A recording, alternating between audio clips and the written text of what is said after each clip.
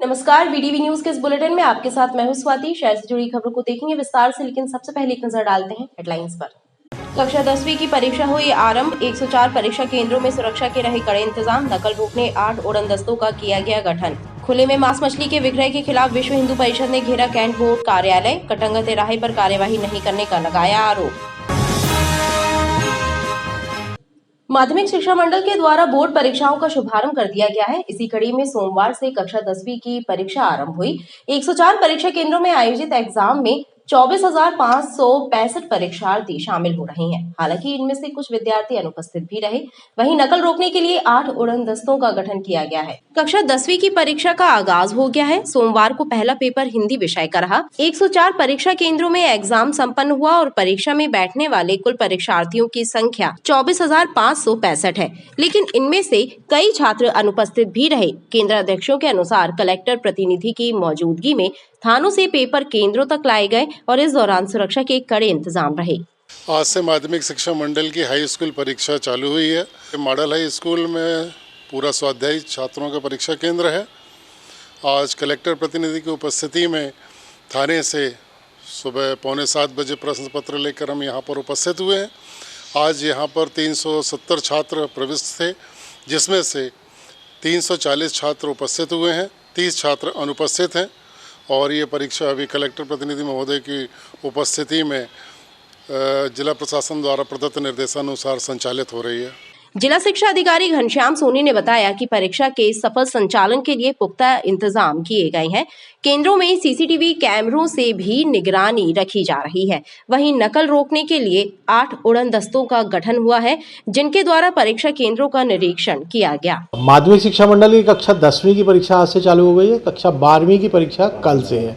आज हिंदी विषय का प्रश्न पत्र है। 104 परीक्षा केंद्र हैं। सभी परीक्षा केंद्रों पर व्यवस्थाएं ठीक से की गई हैं। केंद्राध्यक्ष, सहायक केंद्राध्यक्ष, इन्विजिलेटर और सभी केंद्रों के लिए एक एक कलेक्टर प्रतिनिधि भी नियुक्त हैं, जो थाने से गोपनीय सामग्री निकालने के साथ केंद्र तक जाएंगे और 1 घंटे परीक्षा का निरीक्षण करेंगे। 10 बजे तक रुक के और फिर निकलेंगे और मोबाइल फ़ोन सबके बंद रहेंगे। केवल कलेक्टर प्रतिनिधि का मोबाइल फ़ोन चालू रहेगा और उस फ़ोन से वो ट्रैक भी होंगे कि थाने से कब पेपर निकले और कब पहुंचा। और इस बात की भी व्यवस्था की गई है कि परीक्षा केंद्र पर कंट्रोल रूम में क्वेश्चन गोपनीय सामग्री नहीं खुलेगी। गोपनीय सामग्री सीधे परीक्षा कक्ष के अंदर ही खुलेगी। तो इस प्रकार की व्यवस्था की गई है और बहुत सारे लोग जो मोबाइल पर गोपनीय सामग्री के प्रसारण और उसके बारे में जो अलग अलग भ्रांतियां फैलाते रहते हैं, उसके नियंत्रण के लिए भी शासन स्तर से साइबर सेल और पुलिस की सहायता ली गई है कि कोई भी भ्रामक समाचार ना फैलाए। वहीं पेपर देकर परीक्षा केंद्रों से बाहर निकले छात्र छात्राओं ने बताया कि प्रश्न पत्र आसान रहा और उन्हें उम्मीद है कि नंबर भी अच्छे मिलेंगे। आज 10th क्लास का पेपर था, हिंदी का पेपर था। बहुत ही अच्छा पेपर था। कुछ कठिन शब्द थे, कुछ सरल थे। पूरे उस पे 23 क्वेश्चन आए थे और हम लोग बिहार बाग स्कूल में आए थे पेपर देने। कैसा लगा पेपर? बहुत अच्छा लगा पेपर देके। कितने बजे से कितने बजे तक चला? 9 बजे से शुरू हुआ था, 12 बजे खत्म हो गया। आज हिंदी का पेपर था, बहुत ही अच्छा गया, बहुत ही अच्छा आया था। किस तरह के शब्द उसमें था? सब्जेक्ट में पूरा विषय का ही था, अलग से कुछ नहीं आया था। पेपर तो बहुत आसान था। 23 क्वेश्चन का पेपर था, सब चीज़ बन गया। बहुत आसान पेपर आया था। बहुत मेहनत करे थे, सुबह उठ के पढ़ते थे और अभी जब आए थे तो पूजा पाठ करके आए थे, माता का आशीर्वाद लेके आए थे। तो आज पेपर बिल्कुल सफल गया। मतदाताओं को जागरूक करने कलेक्ट्रेट कार्यालय में ईवीएम और वीवीपैट मशीन का प्रदर्शन किया जा रहा है। इसके द्वारा मतदाताओं को ईवीएम मशीन के प्रयोग करने की जानकारी दी गई। कलेक्ट्रेट कार्यालय में ईवीएम और वीवीपैट मशीन प्रदर्शन के लिए रखी गई है। इसका उद्देश्य कलेक्ट्रेट परिसर में आने वाले लोगों को ईवीएम और वीवीपैट मशीन की कार्यप्रणाली की जानकारी देना है, ताकि वो ठीक से अपने मताधिकार का उपयोग कर सकें। ईवीएम मशीन और वीवीपैट का प्रदर्शन चल रहा है। ये 25/1/2024 से चालू है। माननीय कलेक्टर महोदय के निर्देशानुसार हम लोग यहाँ पर कलेक्टर कार्यालय के सामने बैठे हुए हैं। यहाँ 3 कर्मचारी संलग्न हैं, जो कलेक्टर कार्यालय में यहाँ पर व्यक्ति आते हैं, उनको यहाँ पर ईवीएम मशीन का हम लोग प्रदर्शन कर उनको जो आप वोट दे रहे हैं, ये डेमो है। प्रतिदिन 100 से 125 लोग हमारे यहाँ दर्शक ये मशीन को देख रहे हैं और संतुष्ट होकर जा रहे हैं। उनके मन की शंकाएं दूर हो रही हैं, जो अफवाहें फैल रही हैं वो अफवाहों से वो अब सजग हो रहे हैं कि हमारी वोट जिसको जा रही है ये मशीन सही कार्य कर रही है। हम चाहते हैं कि वो जो पर्ची निकल रही है ना, उस पर्ची को हमको मिले और हम दूसरे जगह पेटी में या दूसरे डब्बा जो कुछ कहिए उसमें रख दें, उसको काउंटिंग किया जाए, गिनती किया जाए। बस यही हम चाहते हैं। निष्पक्ष चुनाव होना चाहिए। हम देश के सैनिक हैं सर, हम चाहते हैं कि निष्पक्ष, किसी को भेदभाव नहीं होना चाहिए, इधर से किया जाए। यही इसके लिए मैं धन्यवाद जो भी चुनाव आयोग को देना चाहता हूँ। यही मांग जनता की है। अभी मैंने जो डेमो देखा अभी EVM का, काफ़ी अच्छा लगा कि जो हम वोट दे रहे हैं वो उसी प्रत्याशी को ही जा रहा है। अभी मैंने A को दिया तो यही मेरे को दिखाया गया कि यही में जा रहा है वोट। इसलिए EVM के लिए बहुत धन्यवाद और आने वाली सरकार को भी बहुत धन्यवाद। लोगों को जानकारी दी जा रही है, सही है? ये बिल्कुल सही है और ये सही होना चाहिए, क्या है कि आने वाले समय में ऑनलाइन पूरा डिजिटल हो जाएगा। ईवीएम मशीन से मतदान संबंधी जानकारी हासिल करने लोगों में भी उत्सुकता नजर आई। अब प्रत्येक मंगलवार को शहर के सभी विद्युत कार्यालयों में सुबह 11 बजे से दोपहर 2 बजे तक जन सुनवाई का आयोजन होगा। अब तक यह जन सुनवाई प्रत्येक मंगलवार को कलेक्ट्रेट कार्यालय में की जाती थी, लेकिन अब हर मंगलवार को विद्युत उपभोक्ताओं की समस्याओं शिकायतों के निराकरण के लिए विद्युत कार्यालयों में जन सुनवाई का आयोजन किया जाएगा। मध्य प्रदेश पूर्व क्षेत्र विद्युत वितरण कंपनी जबलपुर क्षेत्र के मुख्य अभियंता KL वर्मा के निर्देश के बाद अब हर मंगलवार को जबलपुर शहर के सभी विद्युत कार्यालयों में जनसुनवाई का आयोजन किया जाएगा। यह जनसुनवाई अब तक कलेक्ट्रेट कार्यालय में आयोजित की जाती थी, लेकिन अब प्रत्येक मंगलवार को सभी विद्युत कार्यालय में जनसुनवाई होगी और यहाँ जन समस्या निवारण शिविरों के माध्यम से विद्युत उपभोक्ताओं की शिकायतों का निराकरण किया जाएगा। अभी भी जनसुनवाई जबलपुर शहर में हो रही थी, पर अभी एक सेंट्रलाइज्ड वे में कलेक्ट्रेट कार्यालय में होती थी प्रत्येक मंगलवार को 11 बजे से 2 बजे तक। अभी हमारे नवागत मुख्यमंत्री KL वर्मा साहब द्वारा निर्देशित किया गया है कि अब जबलपुर शहर के समस्त कार्यालयों में जन सुनवाई का आयोजन किया जाएगा तथा 11 से 2 बजे तक अनिवार्य रूप से सभी अधिकारी मंगलवार को उपस्थित हैं। जबलपुर नगरवत्त के अधीक्षण अभियंता संजय अरोरा ने सभी विद्युत कार्यालयों में जन सुनवाई के निर्देश जारी किए हैं और संबंधित अधिकारियों को सुबह 11 बजे से दोपहर 2 बजे तक जन सुनवाई के माध्यम से शिकायतें सुनने का निर्देश दिया है। मेरठ में आयोजित हुए 37वें जोनल यूथ फेस्टिवल में रानी दुर्गावती विश्वविद्यालय की टीम के प्रतिभागियों ने शानदार प्रदर्शन कर ट्रॉफी पर कब्जा जमा लिया। ट्रॉफी जीतकर लौटे छात्रों का रेलवे स्टेशन पर भव्य स्वागत किया गया। रानी दुर्गावती विश्वविद्यालय के छात्र छात्राओं ने मेरठ में आयोजित हुए 37वें जोनल यूथ फेस्टिवल में समूह नृत्य, गायन सहित अन्य विधाओं में अपनी कला का शानदार प्रदर्शन किया। प्रतिभागियों ने सुगम गायन में प्रथम एवं वेस्टर्न सिंगिंग में तृतीय स्थान प्राप्त किया। वहीं क्ले आर्ट में सेकंड, प्रश्न मंच में तृतीय, तबला वादन में द्वितीय स्थान हासिल किया। इसके अलावा म्यूजिक में ओवरऑल चैंपियनशिप जीती। खास बात ये रही कि लोक नृत्य में सभी प्रतिद्वंदियों को परास्त करते हुए अहिर नृत्य की प्रस्तुति देकर छात्रों ने प्रथम स्थान हासिल किया।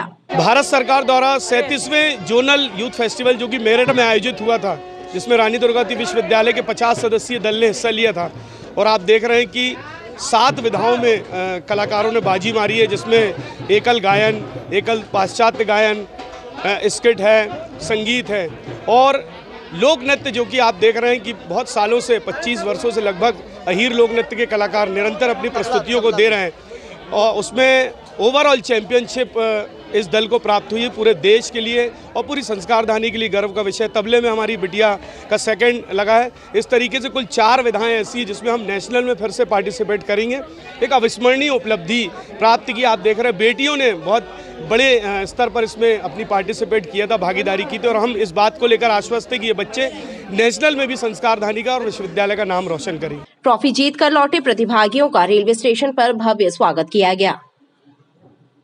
शहर में संचालित हो रहे 8000 से ज्यादा ई-रिक्शा अब यातायात व्यवस्था के लिए चुनौती बन रही हैं। रूट निर्धारित नहीं होने के कारण ई-रिक्शा जाम की वजह बन रहे हैं। लोग परेशानी झेलने मजबूर हैं, लेकिन जिम्मेदार अधिकारी मूक दर्शक बने हुए हैं। शहर में ई ऑटो रिक्शा की संख्या लगातार बढ़ती जा रही है, लेकिन इनके लिए किसी तरह के कोई नियम नहीं बनाए जा रहे हैं। इसके लिए रूट भी निर्धारित नहीं किया गया है। इस वजह से सघन व्यावसायिक इलाकों में ये ई ऑटो रिक्शा जाम की वजह बन रही है। आवागमन प्रभावित हो रहा है, राहगीरों को परेशानियां झेलना पड़ रही है, लेकिन यातायात पुलिस, परिवहन विभाग और नगर निगम का न्यायक्रांति दल कोई कार्यवाही नहीं कर रहा। जानकारों का कहना है कि जल्द नियमों का निर्धारण नहीं किया गया तो आने वाले दिनों में स्थितियां और विकट हो सकती हैं।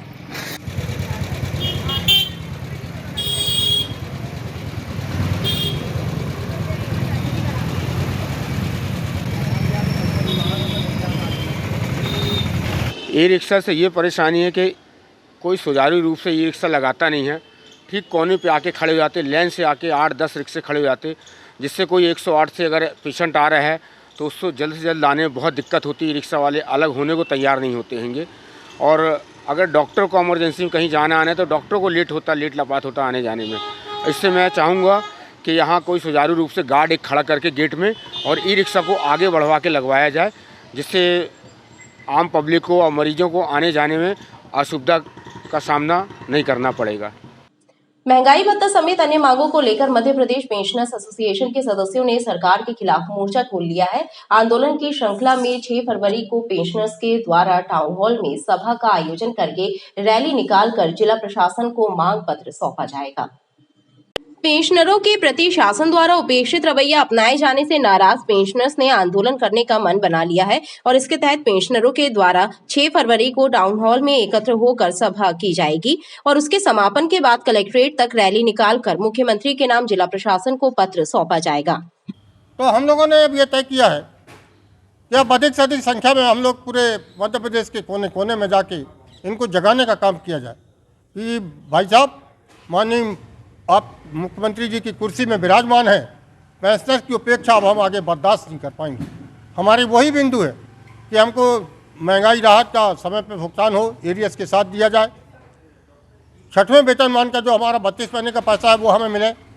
7वें वेतनमान का जो 27 महीने का पैसा हमारा रह गया वो प्रत्येक पेंशनर को मिले। 30 जून वाले माननीय सुप्रीम कोर्ट के जब निर्णय हो गए, अब हाई कोर्ट पे जाने के बाद भी नहीं हो रहा है तो लोग कंटेम्प्ट लगा रहे हैं। हमारे साथ अन्याय क्यों हो रहा है? हम इस बात को अब बर्दाश्त कतई नहीं करेंगे। 6 तारीख का हमारा डेमोन्स्ट्रेशन का कार्यक्रम है। महंगाई भत्ते सहित अन्य मांगों को लेकर पेंशनर्स लंबे समय से आंदोलन कर रहा है। उसके बाद भी पेंशनरों की मांगे पूरी नहीं हुई, लिहाजा संगठन के द्वारा फिर से आंदोलन शुरू कर दिया गया है। कटंगा तिराहे के आसपास खुले में हो रही मांस मछली की बिक्री के खिलाफ विश्व हिंदू परिषद ने कार्यवाही की मांग की है। छावनी परिषद के अधिकारियों को सौंपे गए पत्र में चेतावनी दी गई है कि यदि कार्यवाही नहीं की गई तो तीव्र आंदोलन किया जाएगा। विश्व हिंदू परिषद के सदस्यों ने छावनी परिषद के अधिकारी अभिमन्यु सिंह को एक पत्र सौंपा है, जिसमें मांग की गई है कि कटंगा रोड एवं कटंगा तिराहे पर खुले में बिक रहे मांस मछली की दुकानों पर प्रतिबंध लगाया जाए। नियम विरुद्ध तरीके से खुले में मांस मछली बेची जा रही है, लेकिन जिम्मेदार अधिकारी ध्यान नहीं दे रहे हैं। जयकारा पीर बजरंगी, जयकारा पीर बजरंगी, भारत माता की। ज्ञापन आज दिए हमने सीओ साहब को और विषय ये है कि हमारे कैंट के अंदर छावनी परिषद के अंदर बहुत मांस और मच्छी की दुकानें अवैध रूप से खुली हुई हैं। पूरे कटंगा से लेकर पूरे गोराजार तक, पूरे सदर के अंदर, मस्जिद के पास, काफ़ी हाउस के पास, पूरे के पूरे जगह पे अवैध तरीके से मांस मच्छी का काम चल रहा है और खुले में बेचा जा रहा है और पका के बेचा जा रहा है। बीच में सड़कों में मांस पड़ा रहता है। कुछ महिलाएं बहनें जाती हैं मंदिर अंदर, तो उस चक्कर में विवाद भी 2-4 बार हो चुका है और पूरे प्रखंड और विश्व हिंदू परिषद बजरंग दल शिवाजी प्रखंड ने पूरा इकट्ठा होकर एक ज्ञापन दिया गया है, जिसमें कि कार्रवाई करने के लिए सीओ साहब ने बोले हैं कि हम कार्रवाई इस पे ऊपर करेंगे। आंदोलन विश्व हिंदू परिषद के अधिकारियों का कहना है कि यदि नियमानुसार कार्यवाही नहीं हुई तो तीव्र आंदोलन किया जाएगा। जन स्वास्थ्य रक्षकों ने शासन पर वादा खिलाफी का आरोप लगाया है। आधारताल क्षेत्र में आयोजित हुई बैठक में जन स्वास्थ्य रक्षकों ने सरकार तक अपनी बात पहुंचाने की रूपरेखा तैयार की। उनका कहना है कि प्रदेश शासन लंबे समय से उनकी मांगों पर ध्यान नहीं दे रहा। जन स्वास्थ्य रक्षकों की एक बैठक आधारताल में आयोजित हुई, जिसमें स्वास्थ्य रक्षकों की विभिन्न मांगों पर मंथन हुआ। नागरिकों को क्या है, गांव में छोटे छोटे क्षेत्र रहते हैं और लोगों के पास उतना पैसा भी नहीं रहता, तो कम से कम जन स्वास्थ्य रक्षक जो है कि उसमें आयुर्वेदिक की दवाइयाँ हैंगी वो पूरी आप दे सकते हो। एलोपैथिक की दवाइयाँ हैं जो 12-18 हैं। जन स्वास्थ्य रक्षक संघ के पदाधिकारियों ने बताया कि वो विगत 23 वर्षों से कार्य कर रहे हैं, लेकिन शासन उनकी मांगों पर ध्यान नहीं दे रहा है। जन स्वास्थ्य रक्षकों का उन्नयन किए जाने और जन स्वास्थ्य क्लिनिकों को अपडेट कराने की मांग शासन से की जा रही है। हम जन स्वास्थ्य रक्षक को विगत 23 वर्ष हो गए हैं, तो हम चाहते हैं कि सरकार हमारा उन्नयन करके और सभी ग्रामीण क्षेत्रों में जो जन स्वास्थ्य रक्षक क्लिनिक उसको अपडेट करे, जिससे नागरिकों को हम बेहतर सुविधा ग्रामीण क्षेत्र में ही दे सके और नागरिकों को शहर क्षेत्र में ना आना पड़े। तो शासन हमको समय समय पर प्रशिक्षण भी उपलब्ध कराती रहे। तो हम चाहते हैं कि सरकार हमको मुख्यधारा में भी जोड़कर हमारे पर्यवेक्षकों के, हमारा भी कुछ परिवार है, तो उसके लिए भी सरकार जो हमारे लिए निर्धारण करेगी, जो भी मानदेय देगी, हम उसके लिए तैयार हैं। बैठक में शासन स्तर पर बातचीत करने की रूपरेखा तैयार की गई।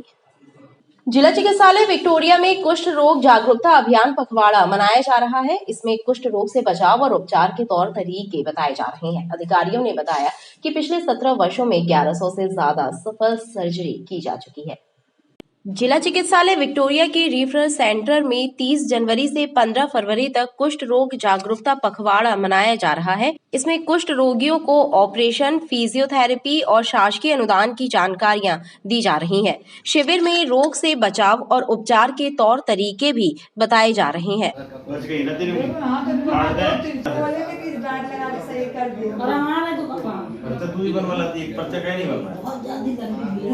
ये जो मरीज हैं ये संपूर्ण मध्य प्रदेश से और मध्य प्रदेश के बाहर से भी आए हुए हैं। जो सर्जरी यहाँ पर होती है उसके लिए हड्डी वार्ड में 10 बेड भी नियत किए गए हैं, जिसमें वो मरीज रहते हैं। इसके अलावा ये जो मरीज रहते हैं ऑपरेशन के समय और ऑपरेशन के बाद फिजियोथेरेपी होती हुई भी यहाँ पर विक्टोरिया अस्पताल में भर्ती होते हैं। शासन द्वारा इन मरीजों के लिए 12,000 रुपये नियत किए गए हैं, जो ऑपरेशन कराने के बाद 3 माह तक फिजियोथेरेपी के लिए जो उनका कार्य क्षमता का नुकसान होता है उसकी प्रतिपूर्ति के लिए जाता है। और 5,000 रुपये जो हैं वो जो पैसा है वो इंस्टीट्यूशनल सपोर्ट के लिए, उनकी दवाइयों के लिए या उनके उपकरणों के लिए दिया जाता है। तो ये मरीज हमारे पास लगभग प्रति वर्ष हम 100 मरीजों का टारगेट बना के चलते हैं और 100 मरीजों का ऑपरेशन यहाँ पर होता है और यहाँ पर कुष्ठ रोगियों हेतु कई सारी सुविधाएं प्रदान की जा रही हैं। अधिकारियों का कहना है कि प्रति वर्ष 100 ऑपरेशनों का लक्ष्य रहता है। पिछले 17 सालों में 1100 ऑपरेशन हो चुके हैं। गोल बाजार शहीद स्मारक में घूमने के लिए आने वाले लोगों के मनोरंजन के लिए फुटपाथ पर बनाई गई शतरंज, लूडो और सांप सीढ़ी की आकृतियां देखरेख के अभाव में खराब हो रही हैं। खास बात यह है कि कुछ असामाजिक तत्वों के द्वारा इन्हें नुकसान भी पहुंचाया जा रहा है। गोल बाजार शहीद स्मारक में बच्चों और बड़ों के मनोरंजन के लिए बनाई गई सांप सीढ़ी, लूडो और शतरंज की आकृतियां देखरेख के अभाव में दुर्दशा का शिकार हो रही हैं। आलम यह है कि कुछ शरारती तत्वों के द्वारा इन आकृतियों में गंदगी फैला दी गई है और उसे नुकसान पहुंचाने का भी प्रयास किया गया है। इस मामले में स्मार्ट सिटी के प्रोजेक्ट ऑफिसर बालेंद्र शुक्ला का कहना है कि व्यवस्थाओं को दुरुस्त किया जाएगा। जबलपुर स्मार्ट सिटी अंतर्गत स्मार्ट रोड फेज 2 गोल बाजार में उसका निर्माण कार्य कराया गया था और वर्तमान में ठेकेदार को नोटिस भी दिया गया है कि वो 3 से 4 दिन में अपने संपूर्ण कार्य साफ सफाई कर इसको प्रॉपर रिस्टोरेशन करके वो अवगत कराए। व्यवस्थाएं दुरुस्त होने से आम जनता को इन मनोरंजक सामग्रियों का लाभ मिल सकेगा। खबरें लगातार जारी हैं, आप देखते रहिए BTV न्यूज।